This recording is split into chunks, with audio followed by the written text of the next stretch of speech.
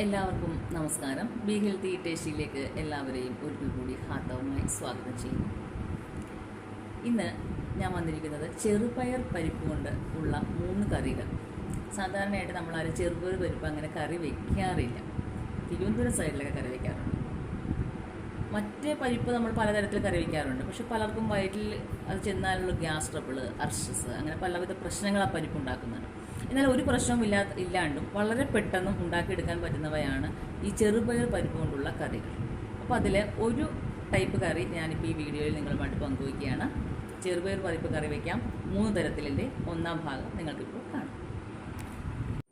ചെറുപയർ പരിപ്പ് എടുത്തിട്ട് നമുക്ക് ആവശ്യത്തിന് ചെറുപയർ പരിപ്പ് എടുത്തിട്ട് അതിൻ്റെ കുറച്ച് മുകളിൽ മാത്രം വെള്ളം നിൽക്കത്തക്ക രീതി വെച്ചിട്ട് 3 വിസിൽ അടുപ്പിച്ചേക്കുന്നതാണ് ഈ കാണുന്നത്. നല്ലവണ്ണം വെന്തിട്ടുണ്ട്. ഇനി നമുക്ക് എന്ത് ചെയ്യാം, ആവശ്യത്തിന് വെള്ളം നമുക്ക് ചേർത്ത് കൊടുക്കാൻ മതി. കണ്ടോ, നല്ലവണ്ണം 3 ചെറുപയർ പരിപ്പ് ആയതുകൊണ്ട് തന്നെ 3 വിസിൽ മതി. നല്ലവണ്ണം വെന്ത് കുഴഞ്ഞിരിപ്പുണ്ട്. ചെറിയ ഉള്ളി ഒരു 5-6 എടുത്തിട്ടുണ്ട്. വറ്റൽമുളക് നമ്മുടെ പാകത്തിന് എരിവിന് അനുസരിച്ചുള്ള വറ്റൽമുളക് എടുത്തിട്ടുണ്ട്. നമുക്കിതൊന്ന് ചതച്ചെടുക്കാം. നമ്മുടെ ചട്ടി ഇവിടെ ചൂടായിട്ടുണ്ട്. ഇരുമ്പിൻ്റെ ചട്ടിയാണ് ഞാൻ എടുത്തിരിക്കുന്നത് കേട്ടോ. ഇരുമ്പ് ചട്ടിയിൽ പാചകം ചെയ്ത് കഴിക്കുന്നതാണ് നല്ലത്. ആവശ്യത്തിന് വെളിച്ചെണ്ണ ഒഴിക്കുക. എണ്ണ ചൂടാകുമ്പോഴത്തേക്കും ഒരല്പം കടുകിടാം. നമ്മുടെ കടുക് ഇവിടെ പൊട്ടിക്കഴിഞ്ഞിട്ടുണ്ട്. ചതച്ച് വെച്ചിരിക്കുന്ന ഉള്ളിയും മുളകും കൂടെ ഉള്ളത് ഇട്ട് കൊടുക്കാം.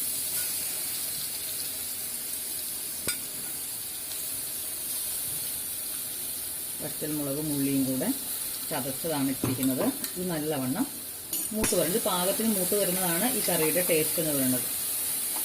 നല്ല ഒരു സ്മെല്ല് വരും. മുളകും ഉള്ളിയും കൂടെ മൂത്ത് കഴിയുമ്പോൾ നല്ല ഒരു സ്മെല്ല് വരും. അതുവരെ നമ്മളൊന്ന് ഇളക്കി കൊടുക്കുക. ഉള്ളിയും മുളകും നല്ലവണ്ണം മൂത്തിട്ടുണ്ട്. മൂത്ത് കഴിയുമ്പോൾ നമുക്ക് അറിയാം, നല്ല ഇളക്കുമ്പോൾ തന്നെ കിലി എന്നുള്ള ആ ഒരു പരുവത്തിനാവണം.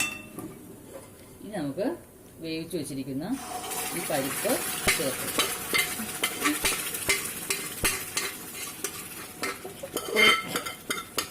വെച്ചിരിക്കുന്നു. നല്ലവണ്ണം ഇളക്കുക. ഇനി നമുക്ക് എന്തുമാത്രമാണോ ചാറ് വേണ്ടത് അതിനനുസരിച്ച് വെള്ളം ചേർത്ത് കൊടുക്കുക.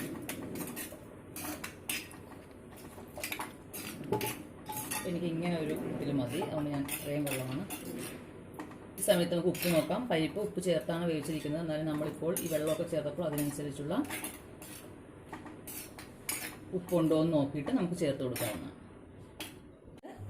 നമുക്കൊന്ന് തിളക്കാൻ വരെ വെയിറ്റ് ചെയ്യണം. കാരണം പച്ചവെള്ളമാണ് നമ്മൾ ഇതിനകത്ത് ആഡ് ചെയ്തേക്കുന്നത്. കൊണ്ട് നമുക്ക് പിന്നെ ഷുഗറിൻ്റെ പ്രശ്നമൊന്നും ഇല്ലാത്തവർക്കൊക്കെ ആണെങ്കിൽ ഇങ്ങനെ കറി ഉണ്ടാക്കുമ്പോൾ നമ്മൾ കഞ്ഞി ഊറ്റിയിട്ടുള്ള കഞ്ഞി വെള്ളം ഉണ്ടെങ്കിൽ പച്ചവെള്ളത്തിന് പോലെ ആ കഞ്ഞി വെള്ളമാണ് ചേർത്ത് കൊടുക്കണമെങ്കിൽ കുറച്ചും കൂടെ ടേസ്റ്റ് കൂടും.